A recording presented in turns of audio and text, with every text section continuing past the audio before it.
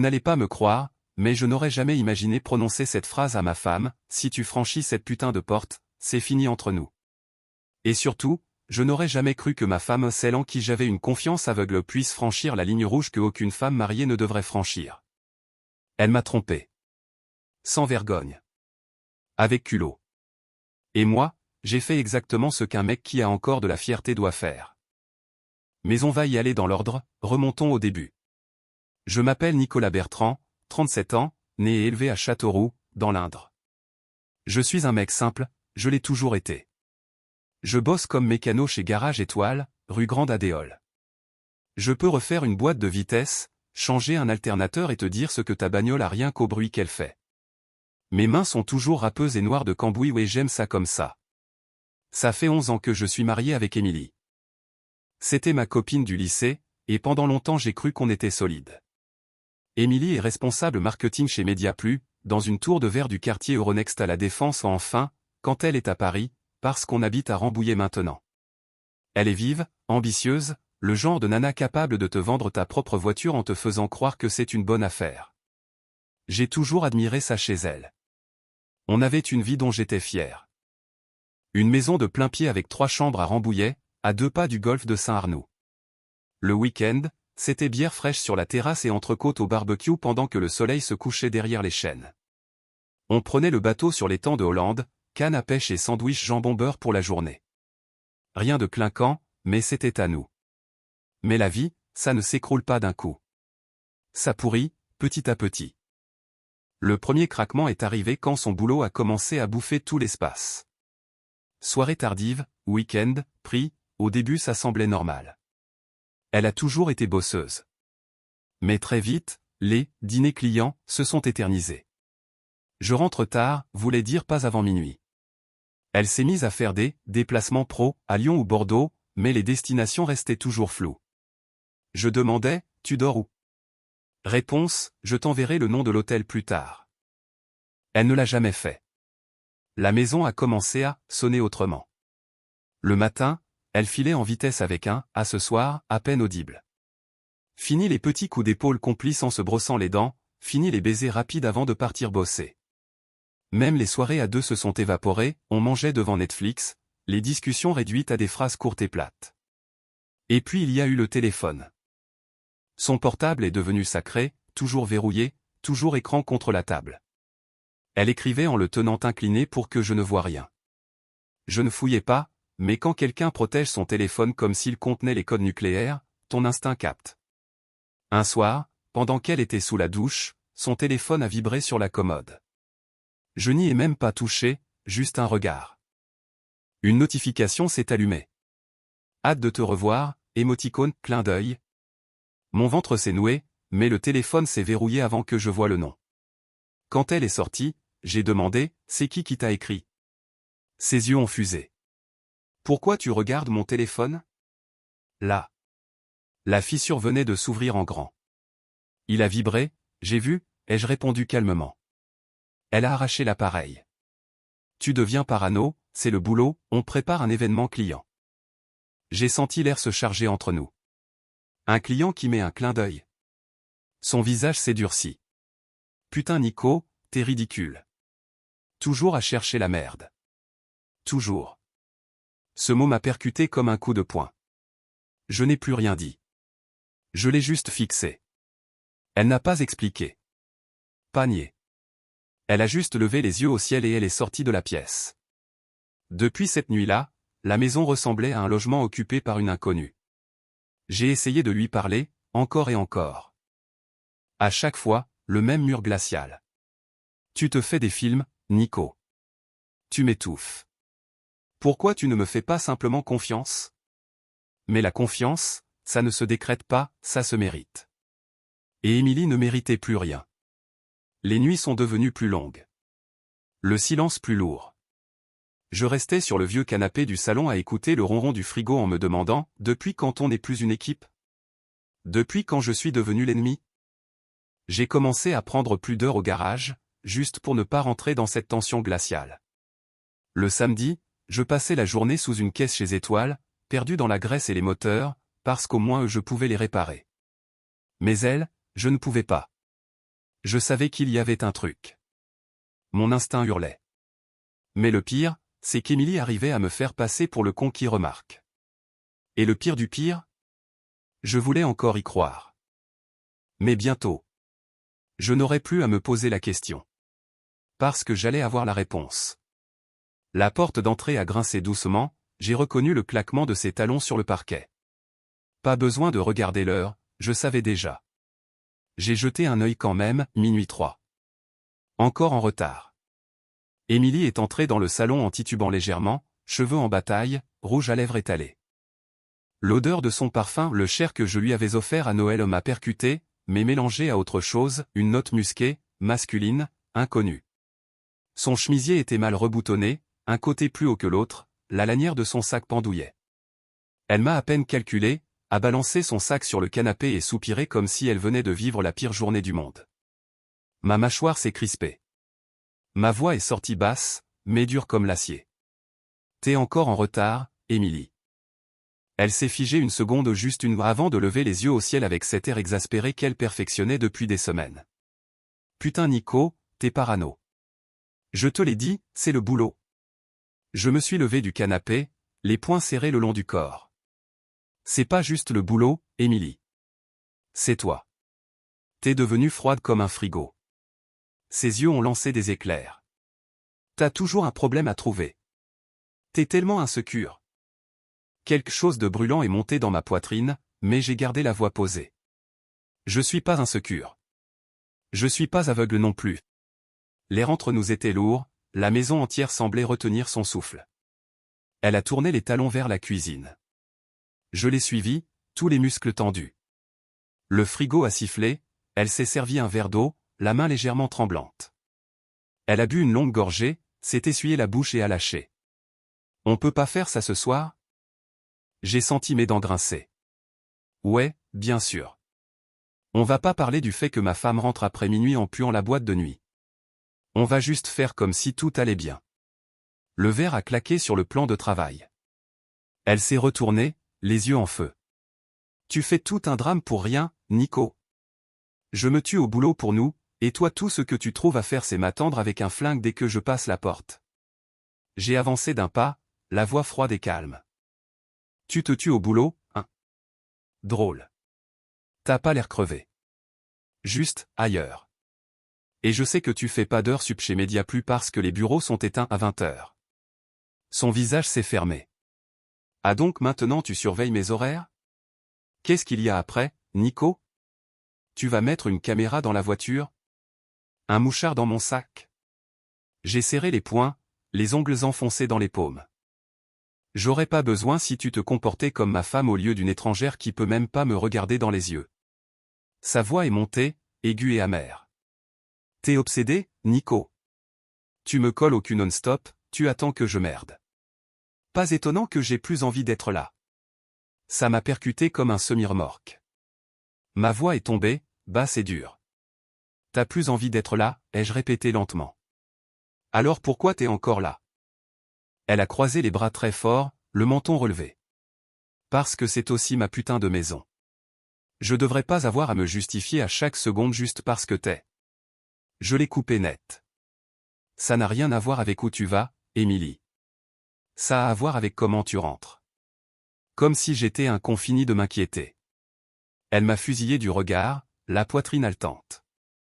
Puis, avec un rictus, elle a craché. Tu sais quoi? J'ai besoin d'une putain de pause. Son sourire mauvais est apparu, celui que je ne lui connaissais pas. Vendredi, je vais à l'anniversaire de Sophie avec les filles. Et tu sais quoi, Nico? Peut-être que tu devrais arrêter de jouer au mec jaloux de terminale et me laisser une soirée sans ton drame.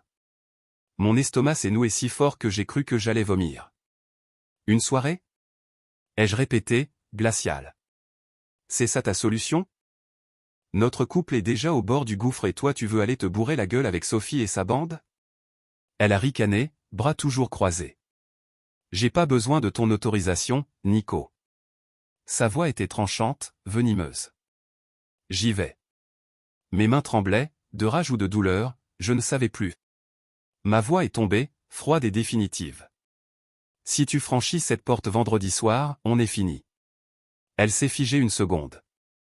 Puis, avec un sourire qui m'a planté un couteau dans la poitrine, elle a lâché. Tu exagères. Elle a ramassé son sac et s'est dirigée vers l'escalier. J'y vais quand même. Le silence a été total. L'air était électrique, comme avant l'orage. Je n'ai pas bougé. Je n'ai pas crié. J'ai juste resté planté là, poing serré, le cœur qui cognait dans mes tempes. Et quand ses talons ont claqué dans l'escalier, quelque chose en moi a pété. Je suis resté longtemps comme ça, à fixer le vide, la poitrine en feu. L'horloge tic-tac. Le frigo ronronnait.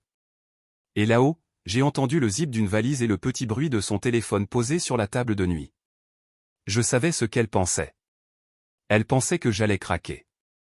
Que c'était juste une énième engueulade, que j'allais encore m'excuser d'avoir trop aimé. Mais elle n'avait pas compris. Ce n'était pas une dispute. C'était la fin. Le vendredi est arrivé avec une tension lourde, poisseuse. Toute la maison semblait attendre l'explosion. J'ai passé la journée au garage, à démonter une vieille Peugeot 308 accidentée au pas pour le fric, juste pour ne pas péter un câble. Le bruit des outils et la graisse sur les mains m'empêchaient de devenir dingue. Mais peu importe ce que je faisais, la boule dans ma gorge grossissait. Je savais que ce soir c'était le soir. Le soleil commençait à descendre derrière les arbres, peignant le ciel de Rambouillet en orange brûlé et bleu délavé. J'entendais Émilie à l'étage, porte de placard, talon, le pskit de son parfum. Elle se préparait. Je suis resté dans la cuisine, adossé au plan de travail, bras croisés, téléphone face contre le marbre. 19h45. Elle ne m'avait pas adressé la parole depuis l'engueulade. On pouvait entendre le frigo bourdonner. À 19h58, ses talons ont claqué dans l'escalier. Elle est entrée dans le salon comme si de rien n'était, comme si on ne s'était pas arraché la gueule 2 jours plus tôt. Sa robe était noire. Moulante. Courte. Je ne l'avais jamais vue. Ça m'a retourné les tripes. Elle ne l'avait pas mise pour moi. Maquillage impeccable, lèvres rouges vifs, smoky parfait. Et pourtant son visage était fermé, distant. Pas un regard. Pas un mot. Elle checkait son téléphone, un petit sourire en coin. Un texto, forcément. Elle ne m'a même pas calculé. Son sac déjà à l'épaule, elle a pris ses clés sur le meuble de l'entrée. J'ai parlé le premier, voix calme mais tranchante. C'est ça que tu mets pour une soirée entre filles. Elle s'est arrêtée net à la porte, main sur la poignée. Une seconde j'ai cru qu'elle allait répondre quelque chose. Mais non, elle a juste balancé par-dessus son épaule, pleine de défis. Je te l'ai dit, Nico. J'y vais. Et la porte a claqué. J'ai entendu le ronronnement de sa Peugeot 3008 blanche qui reculait dans l'allée, les pneus crissant sur le gravier. Et puis plus rien. Elle était partie. Mais elle n'était pas la seule prête pour ce soir. Ce qu'Émilie ignorait, c'est que j'avais déjà pris les devants. Avant qu'elle enfile cette petite robe noire, j'avais agi. Ce matin, pendant qu'elle était sous la douche, j'avais glissé un traceur GPS dans son sac. Minuscule, pas plus gros qu'un porte-clés. 29,99 € sur Amazon. Discret, silencieux et mortel pour les menteuses. Je l'avais acheté 3 semaines plus tôt. Il traînait dans ma caisse à outils. Je ne voulais pas l'utiliser. Putain, je détestais l'idée. Mais la confiance? Elle était morte depuis longtemps. Alors j'ai fait ce qu'un mec acculé fait, je me suis protégé. L'appli de suivi était déjà ouverte sur mon téléphone. Le petit point rouge clignotait. Direction ouest.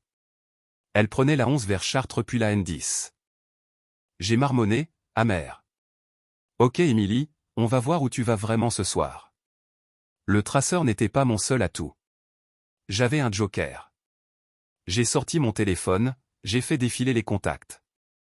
Trouver son nom. Lucas Moreau. Appel. Lucas et moi, ça remonte à 8 ans, on s'est rencontrés à la salle de muscu Iron Force à Trappes.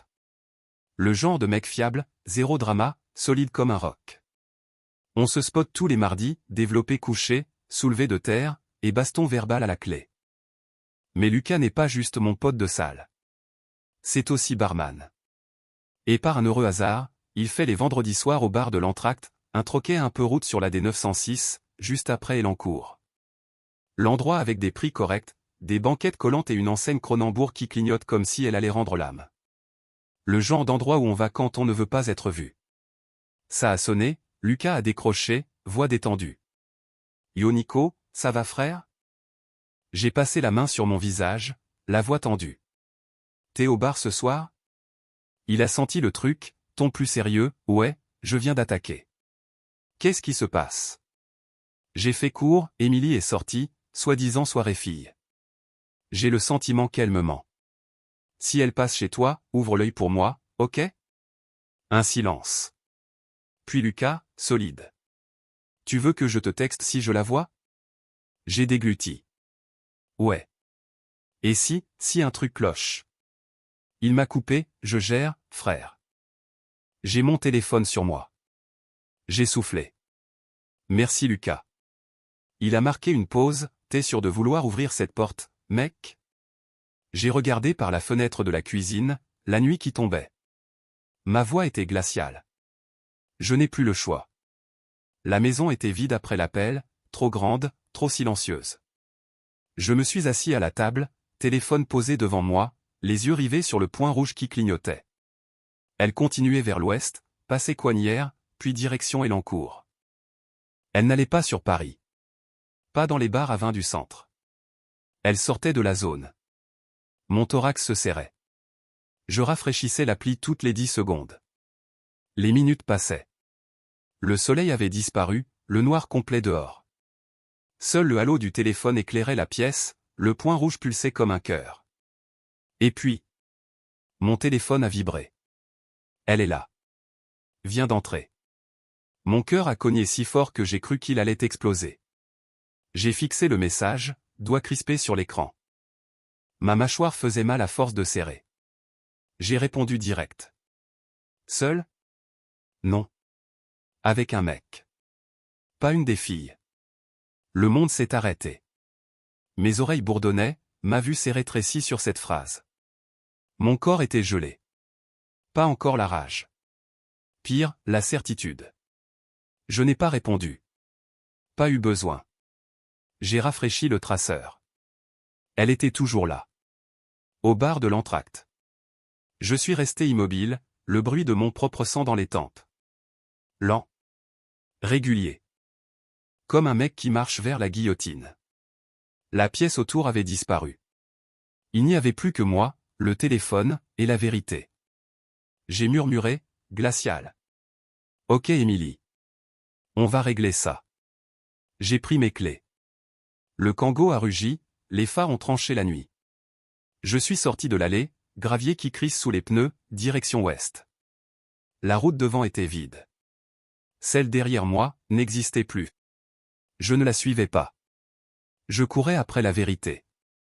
Et ce soir? Je l'aurai. L'horloge du tableau de bord affichait 22h56, ses chiffres vert pâle dans l'obscurité du Kangoo. Le moteur ronronnait régulier, la nationale défilait, vide, froide, interminable. Je n'étais même pas arrivé sur la D906 quand mon téléphone s'est allumé sur le siège passager. 2 vibrations au Lucas. Je l'ai attrapé, pouce sur la notif. Le message. Mec, je suis désolé, faut que tu vois ça. Photo jointe. Une seconde, je n'ai plus respiré. L'image a chargé, et tout mon corps s'est glacé. Émilie. Joues rouges, yeux mi-clos par l'alcool, sourire aviné. Elle n'était pas seule. Un type en perfecto élimé derrière elle, bras trop bas, main posée sur sa taille comme s'il la possédait. Et puis, le coup de massue. Sa bouche à lui sur son cou. Et elle? Elle se laissait faire. Pas de recul. Pas de résistance. Elle se levait même dedans. Ma poitrine s'est effondrée, comme si on m'avait arraché le cœur. Mes doigts tremblaient, le téléphone a failli me glisser des mains. L'air était épais, ma vue brouillée sur les bords. Je n'entendais plus que le sang qui cognait dans mes oreilles. Un nouveau vibreur m'a sorti de la transe. Alerte GPS. Émilie bouge. Direction ouest. Vite. J'ai écrasé l'accélérateur. Le moteur a rugi, le Kangoo a bondi, farfendant la nuit francilienne. Les pneus ont mordu l'asphalte quand j'ai pris la bretelle de la N12, le ronron familier devenu grondement sourd. 80. 100. 120. Je gardais un œil sur le traceur, le point rouge filait sur la carte. Elle sortait d'Élancourt, prenait les petites routes vers les Mureaux, puis direction Poissy en passant par les bords de Seine. Je sentais le sang pulser derrière mes yeux. Ma respiration lente, contrôlée humait à l'intérieur. J'étais en train de me briser. La photo me brûlait les paupières à chaque battement de cils. Émilie. Ma femme. Se laissant toucher, embrassée par un inconnu comme si elle n'avait pas d'alliance. Comme si je n'existais plus. Mais ce n'était pas juste la tromperie qui me tuait. C'était le sourire. La façon dont elle savourait, comme si notre vie commune était une blague finie. La colère qui couvait depuis des semaines a enfin explosé. Je l'ai senti me brûler chaque nerf, blanche et glaciale à la fois. Elle pensait que je ne saurais pas. Elle pensait gagner. Mais elle ignorait que je ne la poursuivais plus. Je poursuivais la vérité. Le Kango avalait les kilomètres. J'ai doublé une vieille station totale déserte, le genre d'endroit où tu t'arrêtes seulement si t'es à sec. Le GPS indiquait qu'elle bifurquait sur une petite route là des 154 qui longe la Seine vers Conflans-Sainte-Honorine. Je connaissais ce coin. Mal éclairé, sinueux. On n'y va que pour deux raisons. L'intimité, ou se planquer. J'ai serré les dents et enfoncé la pédale. Le moteur a hurlé, les vibrations familières du Kango remplissaient ma poitrine. Cette bête pouvait voler quand on la poussait. Le point rouge ralentissait. Elle quittait la route principale, se dirigeait vers un motel. J'ai grogné, putain tu vas où là, Émilie? L'air dehors était lourd, humide, nuit de printemps typique. Les insectes explosaient sur le pare-brise, les essuie-glaces étalant des traînées. La nationale s'étirait comme un serpent noir, seulement brisé par les lueurs oranges des réverbères. Mes phares balayaient le bitume fissuré. Nouveau texto de Lucas. Elle est partie en vitesse, mec. N'a même pas fini son verre. Le type n'a pas suivi. J'ai senti un rictus de dégoût. Elle ne restait même pas avec lui. Elle s'en servait. Elle avait tout sali, pourquoi une baise rapide? J'ai répondu. Merci frère. Réponse instantanée. Ça va toi? J'ai fixé l'écran. Ça va? Non. C'était fini. Le GPS disait qu'elle était à moins d'1 kilomètre, roulant vite, comme si elle voulait semer sa propre honte. La nuit était de plus en plus lourde. Le vent entrait par la vitre entr'ouverte, chargé d'odeurs de Seine et de pain. Au loin, j'ai vu les feux arrière. Les siens. J'ai coupé les phares, restant dans l'ombre, simple silhouette sur la route. Le chasseur, pas le pigeon. Elle n'allait pas à Paris. Pas à la maison. Elle allait se cacher. Mais ce soir, il n'y avait plus de cachette. J'ai jeté un dernier regard à la photo Émilie avec cet inconnu, sa bouche sur sa peau. Ma femme. Celle que je croyais connaître. J'ai serré le volant. Si elle voulait fuir, je serais juste derrière. Je n'éprouvais plus d'amour. Plus de douleur. Juste la fin de quelque chose qui aurait dû s'arrêter bien avant. Sa destination m'a retourné l'estomac. Motel Les Pins Couchés. Je connaissais. Tout le monde connaît dans le coin. Un de ces motels crasseux au bord de la N184, planqué derrière un Buffalo Grill et une station-service fermée. Néon qui clignote, tarif à l'heure. Pas cher. Sale. Le genre d'endroit où on ne veut surtout pas savoir ce qui se passe derrière les portes. Quelque chose a craqué en moi. Elle n'avait pas juste franchi la ligne. Elle l'avait incendiée. 90. 110. 130, je sentais la route vibrer dans les pneus. Le vent s'engouffrait par la vitre, lourd et moite d'air francilien. Mes doigts serraient le volant à blanc. Le simili-cuir craquait. J'ai pris la bretelle de la N184, phare trop en la nuit. Les panneaux verts défilaient au Conflans, à Cher, les kilomètres se brouillaient. Le Kango rugissait, 140, le moteur ronronnait comme une bête prête à tuer. Nouvelle alerte GPS sur le tableau de bord. Arrêtez. Le point ne bougeait plus. Zoom, motel Les Pins Couchés. Mon cœur cognait, mes dents grinçaient, ma mâchoire me faisait mal. Le sang battait dans mes tempes, lourd, régulier. Chambre 12. Le panneau du motel est apparu, à moitié éclairée. J'ai pris la sortie, pneus hurlant sur l'asphalte défoncé. Parking à moitié vide, bitume fissuré, herbe folle, machine à glaçons rouillée contre le mur. L'enseigne vacances clignotait faiblement. J'ai coupé les phares et laissé le Kangoo glisser dans l'ombre tout au fond, sous un vieux platane. Moteur tournant encore, j'ai attendu une seconde, main crispée sur le volant. Respiration profonde, mais la rage bouillonnait sous mes côtes. J'ai balayé le parking du regard. La voilà. Sa 3008 blanche, garée n'importe comment devant la chambre 12. Je l'ai fixée, doigts qui craquaient sur le volant. La plaque, la petite bosse sur le pare-chocs arrière depuis qu'elle avait reculé dans les poubelles l'automne dernier, aucun doute. Sa voiture. La trahison me brûlait la poitrine, aiguë, précise. Elle n'avait même pas cherché à la planquer. Elle s'en foutait que je sache. Les rideaux étaient tirés, mais une fine ligne de lumière chaude filtrait sous la porte. Je suis resté là une longue seconde, à sentir le poids de tout ça, les disputes, les mensonges, les regards froids. Et maintenant ça. Je n'étais plus perdu. Je n'étais plus paumé. J'étais prêt. J'ai coupé le moteur. Portière ouverte, mes Doc Martens ont claqué sur le bitume. L'air était lourd, humide, chargé de l'odeur des grillades du Buffalo et des gaz d'échappement.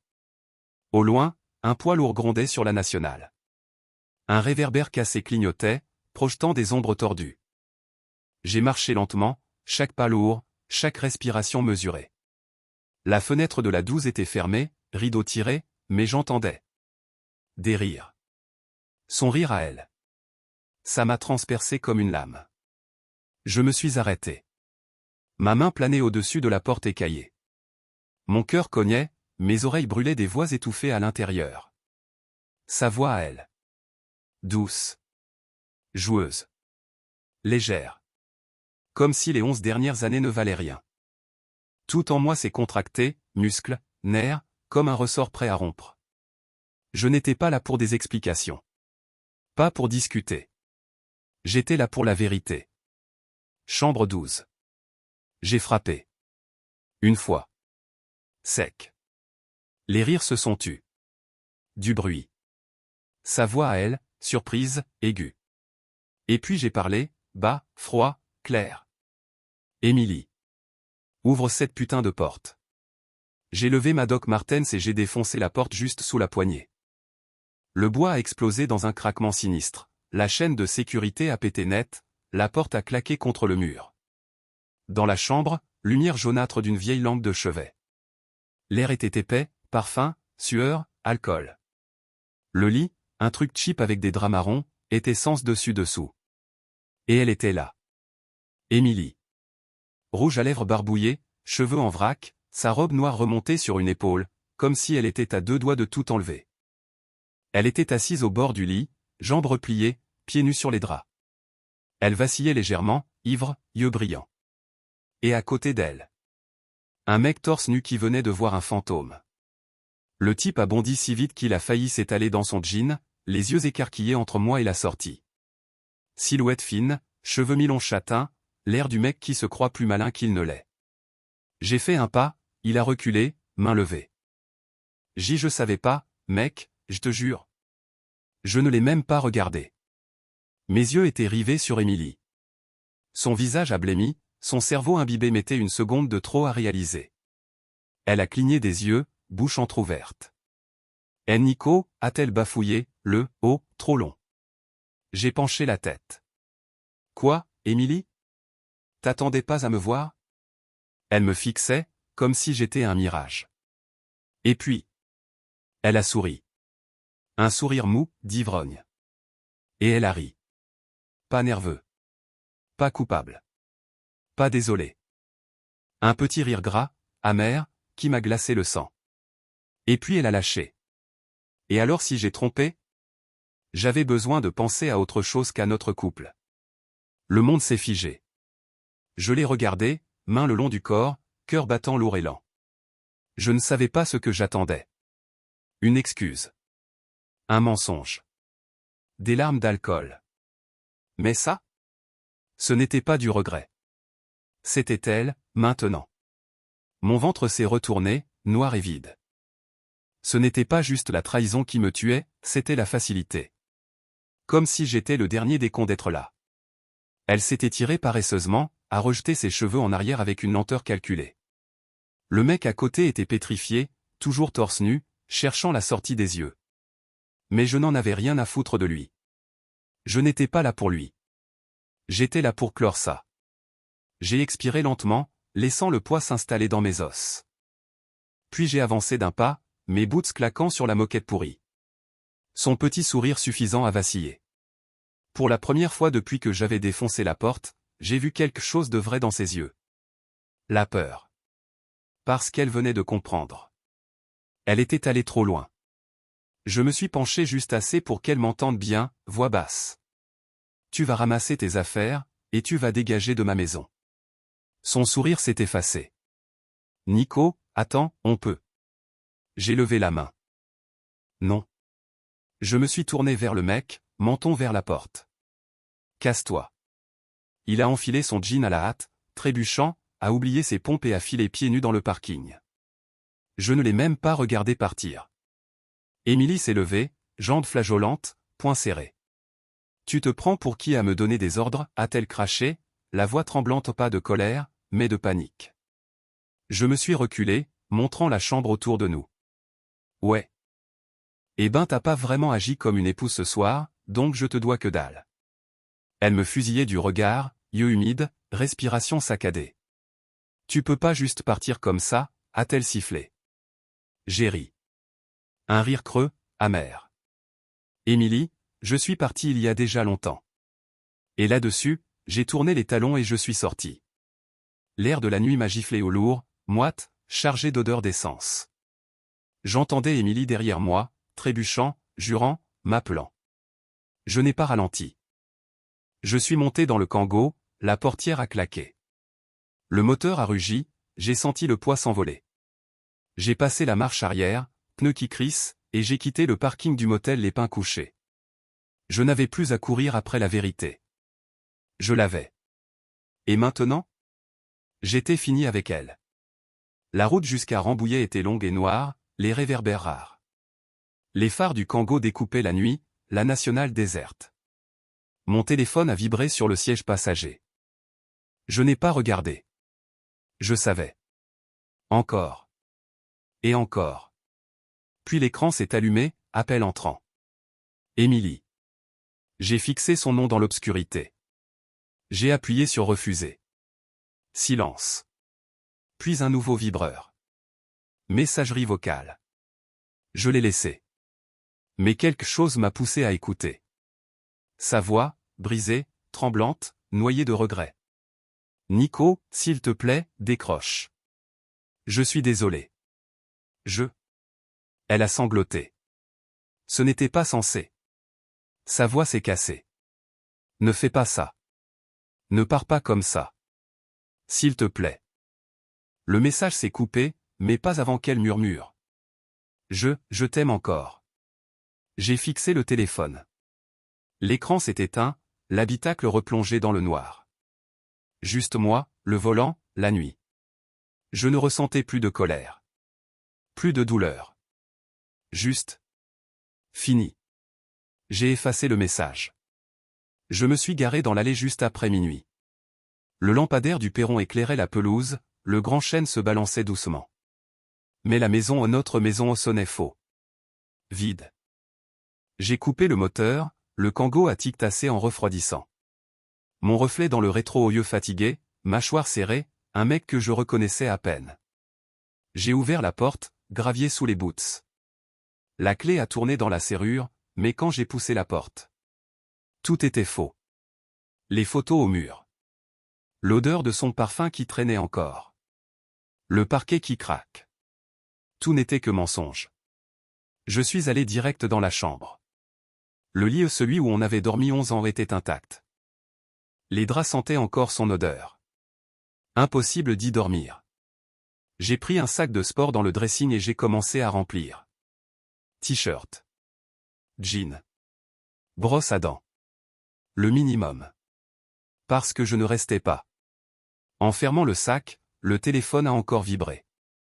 Émilie. Mais cette fois, pas d'appel. Un texto. Tu peux pas partir comme ça. On peut réparer. Tu m'aimes encore, je le sais. J'ai fixé le message. Pouce au-dessus du clavier. Puis j'ai tapé. Non, Émilie. C'est toi qui as tout cassé. Et je ne ramasserai pas les morceaux. J'ai envoyé. Et sans hésiter. J'ai fait bloquer. Le téléphone s'est tu. Et pour la première fois depuis des mois. Moi aussi. J'ai passé la sangle du sac sur l'épaule et je suis sorti. L'air de la nuit m'a enveloppé, chargé des bruits lointains de la ville. Je ne savais pas exactement où j'allais. Mais je savais que je ne reviendrais pas. Je me suis arrêté au bout de l'allée, un dernier regard à la maison. Là où on avait ri. Aimé. S'engueuler. Et fini. Mes doigts ont serré la sangle. Aucune tristesse. Aucune rage. Juste la liberté. Et sans un mot de plus. Je suis parti. Le lendemain matin, j'étais assis sous les néons froids de l'étude de Maître Leclerc, un immeuble de briques rue de la République à Chartres, le cœur administratif du département. L'air sentait le café froid et la moquette ancienne, la photocopieuse ronronnait. En face de moi, Maître Leclerc costume gris, lunettes fines, voix rocailleuse. Il tournait les pages, son stylo en or tapotait le bureau. Je lui ai tout balancé. Les logs GPS, horodatés, irréfutables. La photo de Lucas, celle qui m'avait arraché le sol. Les textos les siens, pleins de mensonges et d'excuses. Il a parcouru les preuves, a soufflé lentement. C'est du béton. Vous déposez pour faute exclusive. J'ai hoché la tête. Ouais. Il a cliqué son stylo. Vous voulez garder la maison? Oui. Elle peut garder la 3008. Il a noté, puis a croisé mon regard. Et si elle conteste? Elle ne contestera pas. Elle sait qu'elle a perdu. Il m'a adressé un signe ferme. Ok. On y va. Avec un dernier coup de stylo, c'était officiel. J'avais déposé le divorce. Quand je suis sorti de l'étude, le soleil de mai cognait déjà, et mon téléphone vibrait comme un marteau-piqueur. Émilie. D'abord des appels. 5. 10, 15. 20. Puis des textos. Nico, décroche. Je suis désolé. Ce n'était pas sérieux. On peut réparer. Je les ai vus défiler. Excuse. Promesse. Je n'ai pas répondu. J'ai juste fait bloquer. 3 jours plus tard. Un mardi matin, brume de chaleur, on s'est retrouvés au café de la gare, le petit bistrot sur la place de la République à Rambouillet où on prenait le petit-déj le dimanche au croissant, café, elle qui piquait la dernière bouchée de ma tartine. Mais ce jour-là, zéro chaleur. Je suis entré, elle était là, près de la fenêtre. Émilie avait l'air détruite. Pas de maquillage. Lunettes noires à l'intérieur. Cheveux attachés négligemment. Les yeux gonflés, visibles malgré les verres fumés. Elle a tenté un sourire, ses lèvres ont tremblé. Nico. Sa voix s'est brisée. Je ne l'ai pas laissé finir. J'ai sorti les papiers du divorce de mon sac et je les ai posés sur la table, le bruit mate plus fort que n'importe quel mot. Signe. Sa gorge a bougé, ses lunettes ont glissé, laissant voir ses yeux rougis, suppliants. Sa voix est sortie faible, cassée. Nico, j'étais bourré. Je ne pensais plus. J'étais perdu. Elle a craqué. S'il te plaît, je t'aime. Je me suis adossé à la chaise, bras croisés. Voix stable, glaciale. Tu m'aimes? Tu as saccagé notre mariage juste pour te changer les idées. Elle a tressailli comme si je l'avais frappée. Sa main tremblait en prenant le stylo. Je l'ai regardé hésiter, respirer mal, doigts qui tremblent. Et puis, d'un geste rapide et saccadé. Elle a signé. Le stylo a griffé le papier une dernière fois. Sa voix, presque inaudible. On peut recommencer à zéro. S'il te plaît, Nico. Ne fais pas ça. J'ai soutenu son regard. Les mêmes yeux dans lesquels je pensais vieillir. Mais il n'y avait plus rien. Rien à réparer. Rien à sauver. Juste rien. Alors j'ai dit doucement. C'est toi qui l'as fait, Émilie. Moi je ne fais que terminer. Ses lèvres ont tremblé. Elle a ravalé un sanglot. Je me suis levé. J'ai laissé les papiers sur la table avec tous les mensonges, toutes les promesses brisées, tout ce qu'on avait été. La portière du Kango a claqué. J'ai démarré, le ronron familier a rempli l'habitacle. Le soleil perçait les nuages, éclaboussant la route devant moi. J'ai baissé les vitres, laissé l'air tiède de mai entrer à fond. Le téléphone, silencieux sur le siège passager. Plus de vibrations. Plus de supplications. Juste la nationale qui défile. Le bitume s'étirait, miroitant sous la chaleur. Je ne savais pas où j'allais. Mais pour la première fois, ça m'était égal. Parce que je n'allais plus en arrière. Je ne courais plus après. Je ne retenais plus rien. J'étais libre. Et mon ex-femme venait enfin de comprendre la gravité des conséquences. Partagez votre avis dans les commentaires, le divorce était-il une punition suffisante, ou le héros aurait-il dû en faire davantage pour dénoncer le mensonge de sa femme? Si vous avez aimé cette histoire, abonnez-vous à la chaîne et likez-la.